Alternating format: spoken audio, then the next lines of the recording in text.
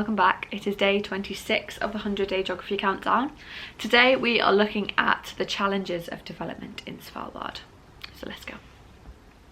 What are the challenges for development? There are several challenges that need overcome for living and working in such an extreme environment. Think about how can homes be kept warm? How can roads be constructed and maintained? How can people travel around when there's such thick snow? How is water connected to homes and how do we prevent it from freezing? How is sewage and waste removed from people's homes? Extreme temperatures. Even in Longyearbyen, winter temperatures can fall below minus 30 degrees centigrade. In the northern glacial regions, it can be even colder. Such extreme conditions make it dangerous to work outside, with a serious risk of frostbite.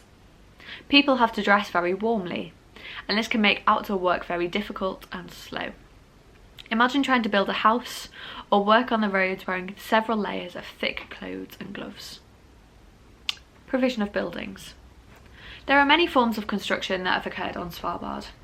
Building houses, shops and offices using deep piles, wood or metal poles, sunk into the permafrost. Constructing and maintaining roads on top of a gravel layer helps to insulate the permafrost. Constructing and enlarging harbour facilities for fishing vessels and cruise ships. Constructing buildings and mining opportunities to extract coal and transport to its harbours. Working conditions in outdoor temperatures is also limited due to the very limited light during the winter. As a result, most construction work is carried out during the brief summer period. The frozen ground, permafrost, can provide good solid foundations, but it has to be protected from melting.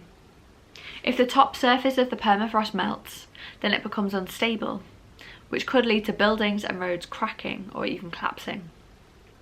Most roads are dirt or gravel, raised above the surface. These roads are relatively cheap and easy to maintain year to year. Infrastructure. Infrastructure includes water, electricity and sanitation. These are very important both to the resident population and also to tourists, who might expect comfortable living conditions with warm rooms and hot showers. Unlike the UK, most services are provided to individual buildings by overground heated water and sewage pipes. They need to be kept off the ground to prevent them causing any thawing of the permafrost and to allow easy maintenance. Inaccessibility. Svalbard is located in a remote part of Europe and can only be reached by plane or ship. Many of the islands are difficult to access and almost all transport systems are restricted to the immediate area of Longyearbyen. There is one airport close to Longyearbyen capable of handling international flights from Norway and Russia. Smaller aircraft can be used to connect to other islands. There is 50 kilometres of road in Longyearbyen. No roads serve other outlying communities, and most people use snowmobiles, particularly in the winter. So we're going to think about the question. Use an example to explain how a cold environment can provide challenges for development. So you could talk about any of those things. The extreme temperatures, working in those temperatures, building materials and provision of buildings needs to be thought about deeply. You can talk about that and how they need to be raised up so that you don't melt the permafrost.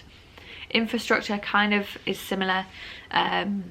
Getting water, electricity, sanitation to people.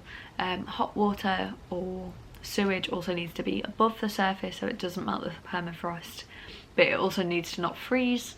And then the inaccessibility of Svalbard as well, because it is so far north.